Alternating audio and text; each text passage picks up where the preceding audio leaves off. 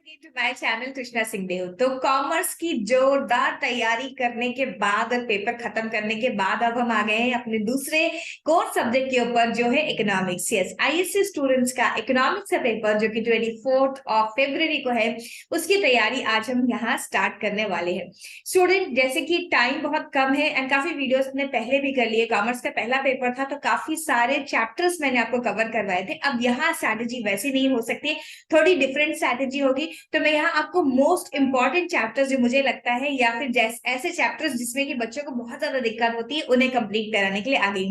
And by the way, अगर आपने इन 4-5 दिनों की जो छुट्टी है उसकी स्ट्रैटेजी को देखा नहीं है तो प्लीज या पहले वाली वीडियो को रेफर करके आइए। सिर्फ 2 या 3 मिनट की वीडियो थी, वहां से आप स्ट्रैटेजी देख लीजिए कि आपको किस तरीके से अपनी प्रिपरेशन करनी है। It will definitely help you a lot.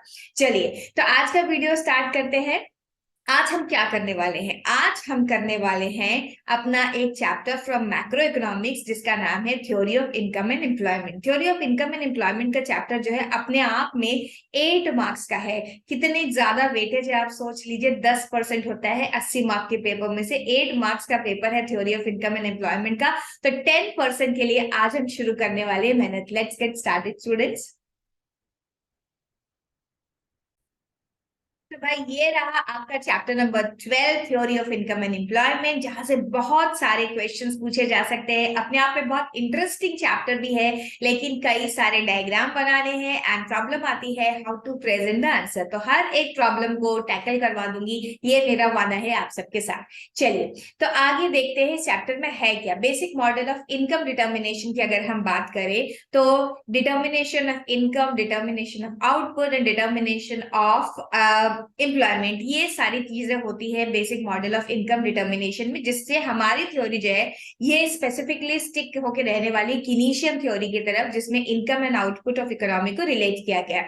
सो हम इसमें आगे चलते हैं और देखते हैं कि इस चैप्टर में हम लोगों को क्या पढ़ना है। सबसे पहला जो चैप्टर की स्टार्टिंग होती है वहां पे दिया गया है what is called desired demand, मतलब ex ante and ex post demand. ठीक है, तो मैं एक काम करती हूँ, मैं अपने आप को जरा छुपा देती हूँ और फिर उसके बाद हम लोग आगे का काम कंप्लीट करते हैं, क्योंकि मेरे पीछे कुछ कुछ यहाँ का मैटर लिखा हुआ आ रहा था। चलिए, तो सबसे पहले देखते हैं what is ex ante demand. So aggregate demand is the, पहले उसके पहले है aggregate demand. It is the total amount of goods and services demanded in an economy and it refers to the desire demand. तो aggregate demand को समझने के लिए हमको क्या चाहिए, हमको पता होना चाहिए कि एक्स एंटे डिमांड किसे बोलते हैं।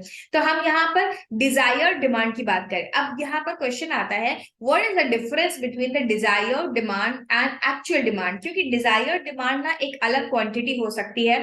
हो सकता है कंज्यूमर कुछ ज्यादा खरीदना चाहता है, बट मार्केट में जाने के बाद उससे पता चलता है कि प्राइसेस में फ्लक्चुएशन हो चुका है, तो उसकी डिमांड जो है कम या ज्यादा हो सकती है। उसे बोलते हैं हम एक्स पोस्ट डिमांड। जब हम कीनीशियन थ्योरी के थ्रू इनकम डिटर्मिनेशन करेंगे तो हम सिर्फ डिजायर्ड डिमांड या एक्स एंटे डिमांड को स्टिक करके रहेंगे, एक्चुअल डिमांड की तरफ नहीं देखेंगे। एंड इसी को हम एग्रीगेट डिमांड भी बोलेंगे। एग्रीगेट डिमांड होता है actually some total of all the goods and services demanded in an economy.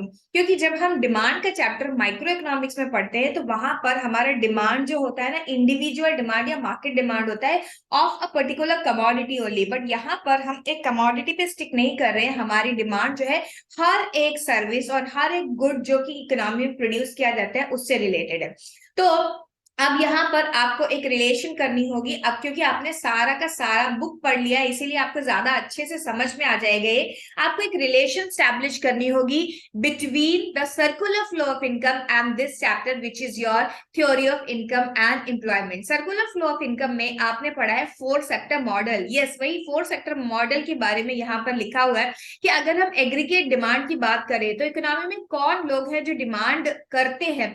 एक तो है इंडिविजुअल कंज्यूमर और हाउस होल्ड जो कि कंजम्पशन एक्सपेंडिचर करेंगे, वही लोग इन्वेस्टमेंट एक्सपेंडिचर भी करेंगे, इनके साथ ही साथ बिजनेस या फर्म्स भी इन्वेस्टमेंट एक्सपेंडिचर करेंगे। सो अगर हम बात करें सी की, तो desired consumption expenditure bye house hold हो सकता है, फर्म की बात करें तो फर्म ज्यादा करके इन्वेस्टमेंट एक्सपेंडिचर करेंगी। अगर गवर्नमेंट एक्सपेंडिचर की बात करें तो गवर्नमेंट के अंदर हमारा consumption expenditure and investment expenditure दोनों ही इंक्लूड होता है। एंड फॉरेन परचेजेस या जिसको हम बोलते हैं नेट एक्सपोर्ट, मतलब एक्सपोर्ट माइनस इंपोर्ट, इन सारी चीजों को अगर हम जोड़ दें तो ये बनता है एग्रीगेट डिमांड स्टूडेंट, जो कि आप यहाँ पर देख सकते हैं on your right hand side कि aggregate demand is equal to C plus I plus G plus X minus M. ये है open sector economy, open economy and four sector economy, जहां पे फॉरेन सेक्टर भी इंक्लूडेड है।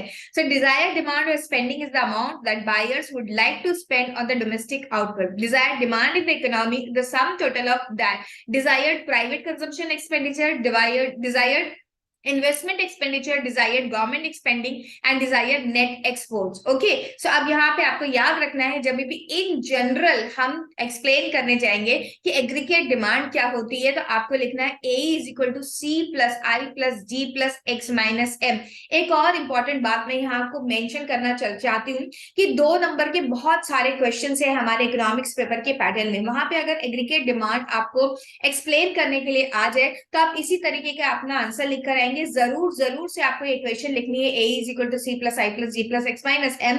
वहां पर आप किनेशियन थ्योरी मत लगाइएगा, क्योंकि किनेशियन थ्योरी में आगे जाके हम पढ़ेंगे ओपन इकोनॉमी को नहीं लिया गया है। जब भी हम इक्विलिब्रियम ऑफ इकोनॉमी पढ़ रहे हैं वहां पर हमने देखा है कि सी प्लस आई या एस एन आई अप्रोच ली गई है, मतलब वहां पे ना तो गवर्नमेंट है, वहां पर ना ही एक्सपेंडिचर ऑन एक्सपोर्ट, सॉरी वहां पे ना ही नेट एक्सपोर्ट लिया गया। तो इस बात को बहुत ध्यान से आपको एक्सप्लेनेशन करते टाइम याद रखना है कि भाई हमें इन जनरल आंसर लिखना है, कीन्स के अकॉर्डिंगली आंसर नहीं लिख के आना है। चलिए, आई होप अब आपको डिजायर्ड डिमांड या एक्स एंटे डिमांड समझ में आ गई होगी। इसके साथ ही साथ मैं बता देती हूँ कि एक्स पोस्ट डिमांड क्या होती है। एक्स पोस्ट डिमांड का मतलब वो जो एक्चुअल डिमांड है जो कि कंज्यूमर एक्चुअल में जाके परचेज करेगा by seeing the prices. Okay, so हम एक्चुअल डिमांड को यहाँ पर income theory of income and employment में लेते नहीं है। हमारा पूरा का पूरा फोकस रहता है what is the desired demand, how much people want to purchase. Effective demand जिसे हम एक्सपोस्ट डिमांड भी बोलते हैं, उसका एक्सप्लेनेशन यहाँ पर दिया हुआ है। Effective demand is the total amount of goods and services that people actually buy in an economy, जो उन्होंने सही में खरीदा है।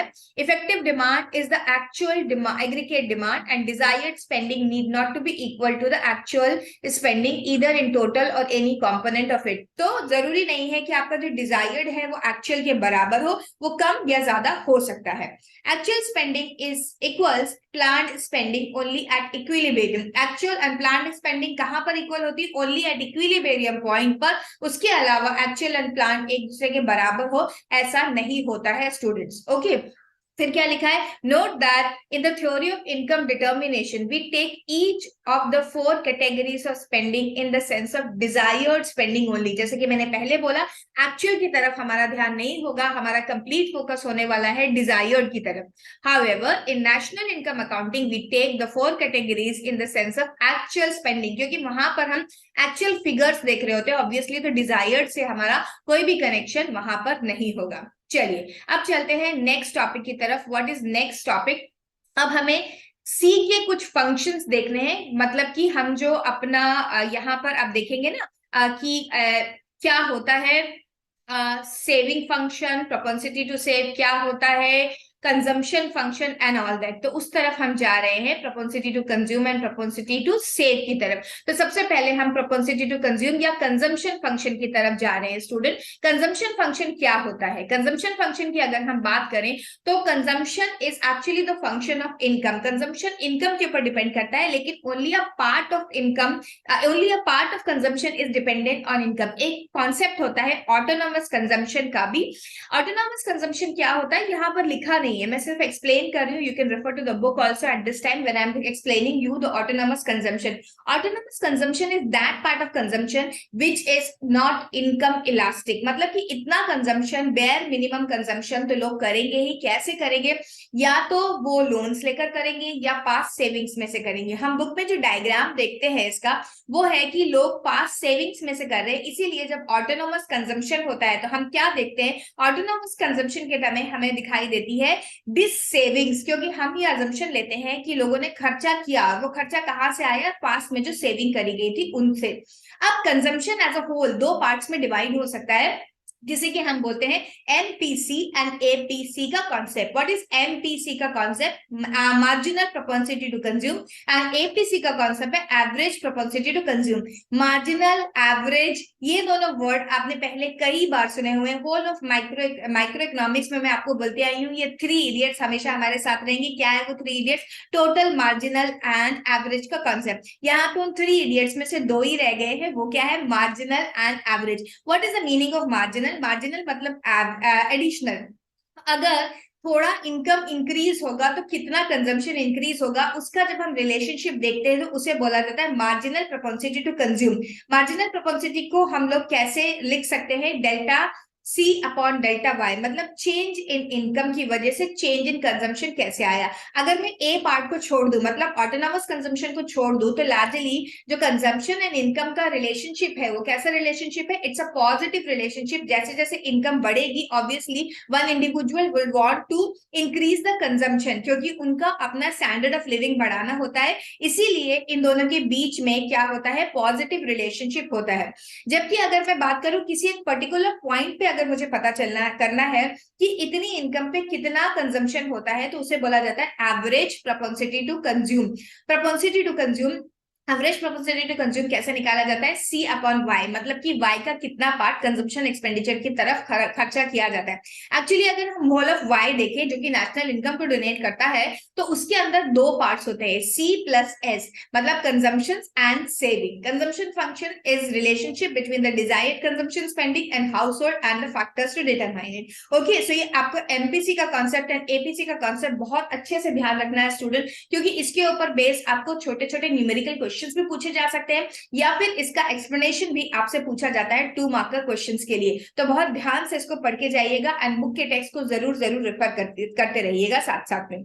चलिए अब हम जा रहे हैं नेक्स्ट, प्रोपेंसिटी टू सेव या सेविंग फंक्शन की तरफ। Saving function is the functional relationship between the income and saving. देखिए यहाँ पर जब ऑटोनॉमस कंजम्पशन को छोड़ दिया जाए, क्योंकि ऑटोनॉमस कंजम्पशन की तरफ क्या हो रहा है? डिस सेविंग हो रही है उस समय, लेकिन बाकी जगह पर अगर हम बात करें तो सेविंग का और इनकम का भी पॉजिटिव रिलेशनशिप है, जिस तरीके से सेविंग और कंजम्पशन का पॉजिटिव रिलेशनशिप है। क्योंकि अगर इनकम बढ़ेगी तो सेविंग भी बढ़ेगी। लोग फ्यूचर के लिए हमेशा सेव करके रखना चाहेंगे, and as a result what is going to happen? Saving is going to increase. Okay, so saving also has a positive relationship with the consumption, sorry with the income. अब देखिए कि saving को भी हमने दो पार्ट्स में पढ़ना है। सेविंग के दो पार्ट्स क्या होने वाले हैं? सेविंग के दो पार्ट्स होने वाले हैं, एक तो होगा मार्जिनल प्रोपेंसिटी टू कंज्यूम और दूसरा होगा average propensity to consume. Marginal propensity to consume मतलब वही एडिशनल इनकम की वजह से कितनी एडिशनल सेविंग होगी। तो यहाँ पर सेम फॉर्मूला जो हमने कंजम्पशन की तरफ यूज किया था, वही फॉर्मूला हमें यूज करना है। वहां हमने लिखा था delta C upon delta Y, यहाँ पर हम उस डेल्टा सी को डेल्टा एस से रिप्लेस कर देंगे। तो delta S upon delta Y is your saving का मार्जिनल प्रोपेंसिटी टू सेव का फॉर्मूला हो जाएगा। अब हम एवरेज प्रोपेंसिटी टू सेव का फॉर्मूला देखिए, मतलब कि on a given income level consumer कितना सेविंग कर लेता है, तो उसका फॉर्मूला होगा एस अपॉन वाई। मतलब कि हम बात कर रहे हैं कि एक गिवन इनकम लेवल के ऊपर कितना पार्ट कंजम्पशन में चला जाता है और कितना सेविंग में चला जाता है, उसे कहा जाता है एवरेज। तो total saving upon total income अगर हम करें तो एस अपॉन वाई। अगेन इसके ऊपर आपको क्या आ सकता है? इसके ऊपर आपको न्यूमेरिकल क्वेश्चंस पूछे जा सकते हैं, 2 मार्क का न्यूमेरिकल क्वेश्चन हो सकते हैं, या फिर सेविंग फंक्शन को एक्सप्लेन करने के लिए पूछा जा सकता है आपसे। तो ये आपको अच्छे से कर लेना है स्टूडेंट। देन इसके बाद हम देखेंगे कि हमारे पास equilibrium of income and output आता है। Equilibrium of income and output पे जाने से पहले मैं आपको यहां से छोड़कर बुक पर ले जाना चाहती हूँ। बुक में से कुछ एक इंपॉर्टेंट चीजें हैं जो मैं डिस्कस करवाना चाहती हूँ आपके साथ। तो मैं अब आपको ले जा रही हूँ फैंग की बुक की पीडीएफ के ऊपर, जहां पर आपको एक बहुत इंपॉर्टेंट क्वेश्चन दिया हुआ है। Let's discuss that first. तो ये देखिए हम आ गए अपनी फ्रैंक की बुक पर। तो यहाँ पर आपको x ante and ex post demand की डेफिनेशन दी हुई है, इसे आप जरूर से लर्न कर लेंगे एंड इसी तरीके से यहाँ से लर्न कर लेंगे। और ये देखिए, ये जो मैं आपको बोल रही थी 4 सेक्टर मॉडल के अकॉर्डिंगली एग्रीगेट डिमांड को यहाँ पर एक्सप्लेन किया गया है। इसके बाद हम चलते हैं, जो मैं पार्ट आपको समझा रही थी, ये मैं बुक में से एक्चुअली आपको मार्क करवाना चाहती हूँ, इसीलिए मैं आपको यहाँ पर लेकर आई हूँ। ये देखिए, while discussing the simple Keynesian theory, the income determination, we taken the closed economy model। इसलिए Keynesian theory में जब हम देखेंगे कि हम इक्विलिब्रियम ऑफ मार्केट डिस्कस करेंगे तो A is equal to C plus I, and equilibrium level पे I and S equal to each other होता है, इसीलिए इसको हम लोग ऐसा देखेंगे, C प्लस S भी लिखा हुआ मिलता है, AD and AS approach and S and I approach, इसीलिए हम करेंगे। ठीक है, तो अब देखिए आगे हम देखते हैं प्रोपेंसिटी टू कंज्यूम। अब प्रोपेंसिटी टू कंज्यूम के ऊपर अगर आपको क्वेश्चन आएगा कि propensity to consume and consumption function क्या है, देखिए प्रोपेंसिटी टू कंज्यूम का आपको कैसे एक्सप्लेन करना है। ये जो बोल्ड लेटर्स में यहाँ पर लिखा गया है Keynesian theory of consumption function, sorry average propensity to consume की एक्सप्लेनेशन दी गई है यहाँ पर। ये देखिए एवरेज प्रोपेंसिटी टू कंज्यूम का एक्सप्लेनेशन आपको बिल्कुल ऐसे ही लर्न करना है। Average propensity to consume is average propensity to consume refers to the proportionate income donated to consumption, so APC is equal to C upon Y, ये लिखना है। और ये जो ऊपर लिखा हुआ है ये लिख कर आएंगे आप। देन इसके बाद अगर मार्जिनल प्रोपेंसिटी टू कंज्यूम के ऊपर क्वेश्चन आएगा तो marginal propensity to consume refers to the ratio of change in the consumption due to change in income, change is the keyword over here, MPC is equal to delta C upon delta Y। इस तरीके से आपको answer लिख के आना होगा student. Then उसके साथ ही साथ जिसके लिए मैं यहाँ पर खास करके लेकर आई थी वो है कंजम्पशन फंक्शन। कंजम्पशन फंक्शन किस तरीके से लिखा हुआ है, ये है छोटा वाला consumption function. Then later on बाद में एक बड़ा वाला कंजम्पशन फंक्शन भी लिखा हुआ है। छोटा वाला consumption function is C is equal to function of y, C is equal to fy, मतलब C is function of y। मतलब यहाँ बताया जाता है कि पॉजिटिव रिलेशनशिप है कंजम्पशन का इनकम के साथ, जैसे जैसे इनकम इंक्रीज होगी वैसे वैसे कंजम्पशन इंक्रीज होगा अगर हम ऑटोनोमस कंजम्पशन के पार्ट को छोड़ दे तो। सो प्रोपेंसिटी टू कंज्यूम कितनी ज्यादा उसके ऊपर भी डिपेंड करता है। अब इसमें ना एक पर्टिकुलर क्वेश्चन आ जाता है ये वाले पार्ट के ऊपर, ये एमसीक्यू भी हो सकता है और ये क्या हो सकता है, ये आपको एक्सप्लेनेशन के लिए भी आ सकता है। ऐसा का ऐसा उठा करके आपको ये लाइन दी जा सकती है और पूछा जा सकता है कि इसको एक्सप्लेन करिए। यहाँ क्या लिखा है, consumption will always be more than 0 and consumption will always be less than 1। इसका मतलब क्या होता है, एक बार पहले मैं सिंपल भाषा में आपको इसका मतलब समझा देती हूँ, फिर उसके बाद हम टेक्स्ट से इसको देख लेंगे। इसका मतलब ये होता है ड्यू टू ऑटोनोमस कंजम्पशन हमेशा कंजम्पशन कुछ ना कुछ रहेगा ही, भले ही उस लेवल पे इनकम 0 हो या इनकम जो है कम हो कंजम्पशन से। क्यों? क्योंकि these are related to the basic necessities of human being. तो कभी भी कंजम्पशन 0 हो जाए ऐसा नहीं हो सकता। Even if the person who is not earning will have some consumption, तो वो क्या करेगा, अपने पास सेविंग्स में से यूज करेगा या फिर कहीं से लोन लेकर के काम चला जाएगा। क्या कंजम्पशन इक्वल टू इनकम हो सकता है? कंजम्पशन इक्वल टू इनकम नहीं होता, because everybody want to save something for the future. तो इसीलिए ऐसा होता है कि कंजम्पशन पूरा का पूरा इनकम के बराबर नहीं होता है। Obviously when C is equal to Y से आगे वाले लेवल पे हम चले जाए तो हम Y में से कुछ पार्ट सेविंग के लिए रख लेते हैं और कुछ पार्ट कंजम्पशन के लिए खर्चा करते हैं। तो वही वाला पार्ट यहाँ पर समझाया गया। तो आप इसको लिखेंगे कैसे, समझ में तो आ गया मैम, अब आपको लिखना कैसे है, चलिए उसको देखते हैं। देखिए इसका एक्सप्लेनेशन कुछ इस तरीके से दिया गया है। ये है आपका कंजम्पशन फंक्शन, मतलब कि कंजम्पशन की लाइन, जो कि आप बहुत ध्यान से देखिए, 0 से मतलब कि ओरिजिन से स्टार्ट नहीं हो रही है, वो स्टार्ट कहाँ से हो रही है, वो वाई एक्सिस से स्टार्ट हो रही है। और ये वाला जो पार्ट है, अगर मैं इसको यहाँ पर दिखाऊं आपका, ये वाला जो पार्ट है ये ए को इंडिकेट करता है, मतलब ऑटोनोमस कंजम्पशन को इंडिकेट करता है। ये जो जी वाला है ये वाई लाइन मतलब कि इनकम लाइन को इंटरसेक्ट करता है। इस समय पर कंजम्पशन एंड इनकम बराबर हो गए। उसके बाद का जो ये गैप है, इस गैप को हम बोलते हैं एस है, ये सेविंग है। ओके, अब यहीं से इसका एक्सप्लेनेशन आता है। अगर आपके पास टाइम है तो आप ये डायग्राम भी बना करके आ सकते हैं। वैसे इकोनॉमिक्स के पेपर में टाइम की कमी नहीं पड़ती, but still I would not suggest कि अगर आपके पास बहुत कम समय है तो आप 2 नंबर के क्वेश्चन के लिए भी पूरा प्रॉपर डायग्राम बनाकर आए। हाँ, अगर कोई क्वेश्चन डायग्राम बेस्ड ही है तो जरूर आपको बनाना चाहिए, बट ऑलवेज एडिशनल एडवांटेज होती है डायग्राम बनाने की, कि कोशिश करिए कि डायग्राम बनाकर आए। चलिए अब एक्सप्लेनेशन देख लेते हैं कि C is more than 0 but less than 1 का मतलब क्या होता है। C is मोर देन 0 का एक्सप्लेनेशन यहाँ पे लिखा हुआ है। For a straight line linear consumption come MPC is constant at all the level of income, however, अरे यहाँ कहाँ आ गए हम, सॉरी, यहाँ पर द कंजम्पशन मेरे पेन को कुछ हो गया है, चलो हटा दिया हमने। The consumption curve line, curve मतलब सी लाइन जो है upward, it slopes upward indicating that the higher income leads to the higher consumption expenditure. Note that when income is zero the typical household will have some minimum amount of consumption expenditure. This minimum amount of consumption expenditure is financed by the borrowing by or drawing the past incomes. Likewise, we can assume that some minimum amount of consumption for the entire economy at the lower levels of income consumption curve CC lies above the income curve signifies that consumption is greater than the income, and this saving is so because the nation may draw upon from the past saving or it may borrow from the others to maintain the consumption. So A on the y-axis indicates that the consumption is at zero level of income. So level of consumption at zero level of income is called autonomous consumption. तो इसको इतना बड़ा लिख के आना है कि ma'am ने इतना बड़ा तो नहीं लिख के आना है, इसको आप थोड़ा कट शॉर्ट करके लिख सकते हैं, लेकिन आपको एक्सप्लेनेशन यही वाला लिखना है when you are writing that consumption is always more than zero. अब आई बात की consumption is greater less than 1, तो उसे कैसे लिखेंगे? सेकंड पॉइंट पे यहाँ पर इसका एक्सप्लेनेशन लिखा हुआ है, the slope of C line is marginal propensity to consume. Slope मतलब 2 पॉइंट्स के बीच के डिफरेंस को स्लोप बोला जाता है। That it slopes positive but less than 1, मतलब 45 degree line has a slope of 1 as it indicates 45 degree line from the left. This indicates that MPC is greater than 0 but less than unity at all levels of income.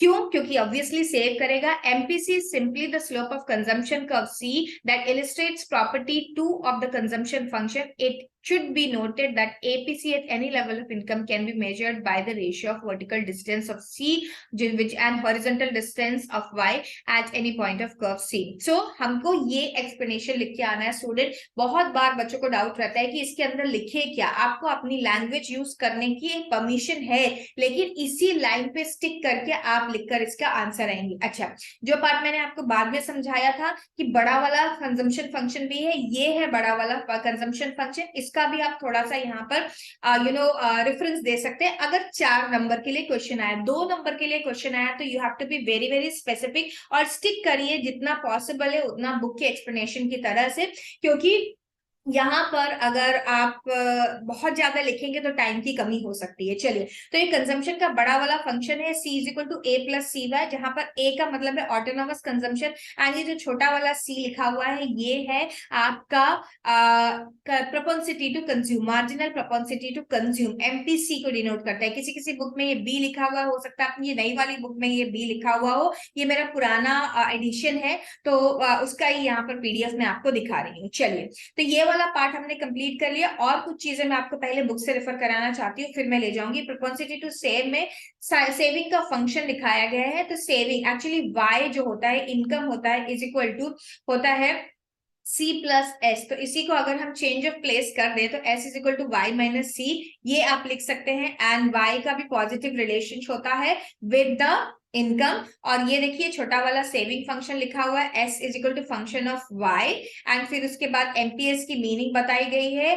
MPS की meaning आपको जैसी book में लिखी गई है वैसे ही learn करनी है, और फिर उसके बाद आपको बताया गया है the slope of S line indicates the marginal propensity to save. Okay, ये सारा एक्सप्लेनेशन बच्चों आपको बहुत ध्यान से पढ़ना है, बहुत अच्छे से पढ़ना है। चैप्टर इजी है लेकिन रीडिंग अच्छे से करिए, क्योंकि यहाँ जो प्रैक्टिकल प्रॉब्लम आती है वो ये आती है कि हम आंसर्स को प्रेजेंट कैसे करें। ठीक है, तो आप उस प्रॉब्लम को फेस ना करें, इसलिए आपको बहुत अच्छे से रीडिंग करनी है। ये देखिए यहाँ पर फिर से आ गया दैट 0 से ज्यादा होगा सेविंग एंड 1 से कम होगा। It should also be noted that the value of ये एपीएस की बात चल रही है, तो APS can not be 0। Okay, so APS will always be more than 0 and it will be less than 1, मतलब इनकम के बराबर नहीं होगा। क्यों? सिंपल रीजन है कि इनकम जो है उसको 2 पार्ट में बाइफिकेट किया जा रहा है, एक पार्ट सेविंग की तरफ जा रहा है, एक तरफ कंजम्पशन की तरफ जा रहा है। तो consumption is equal to 1 is not possible, saving is equal to 1 is not possible, क्योंकि अगर हम consumption is equal equal to 1 बोलेंगे तो इसका मतलब ये हो जाएगा कि सबका सब कुछ सेव कर लिया। और अगर हम saving is equal to 1 sorry अगर हम कंजम्पशन इज इक्वल टू 1 बोलेंगे इसका मतलब सबका सब कुछ कंज्यूम कर लिया। और अगर एस इज इक्वल टू 1 बोलेंगे इसका मतलब सबका सब कुछ सेव कर लिया है। ऐसा पॉसिबल नहीं है, एक बैलेंस स्ट्राइक करता है हमेशा कंज्यूमर दोनों चीजों के बीच में। अब ये द स्टार मार्कर पॉइंट ये बहुत बहुत इंपॉर्टेंट है, इसके ऊपर कई बार क्वेश्चन पूछा जा चुका है, शायद मुझे याद आ रहा है ये एसक्यूपी में भी पूछा गया है। Relationship between the consumption and saving functions, ठीक है। अब रिलेशनशिप में बहुत बार बच्चों को डाउट आता है कि क्या लिख के आना है, कैसे रिलेशनशिप लिखे। देखिए आपने एक डेरिवेशन देखा हुआ है जो यहीं पर दिया हुआ है कि एपीएस प्लस एपीसी को जब हम ऐड करेंगे तो 1 होता है। सिमिलरली एमपीसी एंड एमपीएस को ऐड करेंगे तो इज इक्वल टू 1 होता है। बस आपको वही दिखाकर आना है कि C plus S is equal to Y होता है and C upon Y and S upon Y करेंगे तो हमारा एपीसी एंड एमपीएस आ जाएगा, इट इज इक्वल टू 1। और सिमिलरली अगर हम बात करें consumption and marginal propensity to consume and marginal propensity to save तो हमें delta C plus delta S is equal to delta Y लिखना है एंड होल थिंग को डेल्टा Y से डिवाइड करना है तो MPC plus MPS is equal to 1 आ जाएगा। यही वाला एक्सप्लेनेशन बस आपको देखे आना है जब भी आपसे relationship between MPC and APC पूछा जाता है या फिर relationship between MPS and relationship between MPC and relationship between APS and APC पूछा जाता है, तब आप यही वाला रिलेशनशिप लिख कर आएंगे। देन उसके बाद एक और इंपॉर्टेंट पॉइंट आता है डेरिवेशन ऑफ सेविंग फंक्शन। यहाँ पे कुछ भी डेरिवेशन एक्चुअली है नहीं, लेकिन ये 2 पैनल का डायग्राम बना हुआ है। 2 पैनल का डायग्राम बहुत अच्छे से समझ लीजिए स्टूडेंट, इसको थोड़ा सा हम इनलार्ज कर लेते हैं और देख लेते हैं कि ये 2 पैनल का डायग्राम क्या है। ये देखिए यहाँ पर मेरे को फिर से छुपना पड़ेगा एक बार, ये देखिए यहाँ पर क्या लिखा हुआ है। एक तो लिखा हुआ है Y, this is your income, this is your consumption. और ये देखिए ये वाला जो पार्ट है ये आपका है ऑटोनॉमस कंजम्पशन। इसी समय आपको दिखाई दे रहा है जी के नीचे देखेंगे अगर हम तो ये परपेंडिकुलर जो है वो ये दिखा रहा है। तो यहाँ पर जो इनकम है जब बराबर हो गई है कंजम्पशन के तो उस समय सेविंग क्या है 0। और उसके पहले ये वाले पार्ट में यहाँ पर हो रही है डिस सेविंग, बिकॉज जितना भी कंजम्पशन था वो किससे फाइनेंस है, that consumption is finance through the saving, इसीलिए डिस सेविंग हो रही है। उसके बाद जब income line is line above the consumption तो इन दोनों के बीच का गैप ही क्या है, सेविंग है। तो सेविंग लाइन अब क्या हो चुकी है, पॉजिटिव हो चुकी है। बस इसी रिलेशनशिप को एक्सप्लेन करना है आपको derivation of saving function through the consumption function की हेल्प से, जहां पर आप ये वाला डायग्राम जरूर बनाकर आएंगे स्टूडेंट। तो आपको बहुत ध्यान से इसका आंसर लिख के आना है एंड डायग्राम काफी सारे इस चैप्टर में, तो डायग्राम्स की अच्छे से प्रैक्टिस कर लेनी है। ओके सो अभी तक हमने क्या पार्ट कंप्लीट कर लिया स्टूडेंट, हमने पढ़ लिया what is ex ante demand, हमने ये पढ़ लिया what is x post demand, हमने ये पढ़ लिया what is MPC, what is MPS, हमने ये पढ़ लिया व्हाट इज एपीसी, हमने ये पढ़ लिया what is APS and in दोनों के बीच का रिलेशनशिप देख लिया, डायग्राम देख लिया, कंजम्पशन का फंक्शन देख लिया छोटा वाला एंड बड़ा वाला बोथ, सेविंग का फंक्शन देख लिया छोटा वाला एंड बड़ा वाला बोथ। तो अभी के लिए हम सिर्फ इतना ही पार्ट करें, इसकी आपको कंप्लीट वीडियोस मिल जाएंगी। थोड़ी बाद वाली वीडियोस जो है बड़ी होंगी, लेकिन आपको ये सारा का सारा चैप्टर कर लेना है बच्चों। अब इसके ऊपर बेस्ड क्वेश्चंस आप अभी के अभी देख लेंगे, अगर आज के दिन में ही पॉसिबल हुआ तो आपको इसके ऊपर बेस्ड दूसरा वीडियो भी मिल जाएगा जहां पर मैं आपको न्यूमेरिकल्स कुछ करके बता दूंगी। हालांकि बहुत सिंपल न्यूमेरिकल है, एक बार कॉन्सेप्ट समझ में आ गया तो आप न्यूमेरिकल कर पाएंगे, बट स्टिल आप अभी के अभी इसको पढ़ लीजिएगा तो सो दैट कॉन्सेप्ट आपके दिमाग में अच्छे से बैठ जाए। सो बच्चों आज के लिए इतना ही रखते हैं, आप अपनी बाकी की पढ़ाई को कंटिन्यू रखिए, इस चैप्टर को मैं आपके साथ करा दूंगी एंड जितना जल्दी पॉसिबल होगा उतने जल्दी सारे वीडियोस लाके इस चैप्टर को कंप्लीट करवा दूंगी। तो आप अपनी पढ़ाई को बहुत जोर शोर से जारी रखिए एंड कोशिश करिए कि जितने ज्यादा टाइप ऑफ क्वेश्चन हो सकते हैं देख लीजिए। चलिए स्टूडेंट्स आज के लिए इतना ही एंड यस चैनल पर नए हो तो सब्सक्राइब करना मत भूलना। मिलते हैं फिर से, till then bye, keep studying.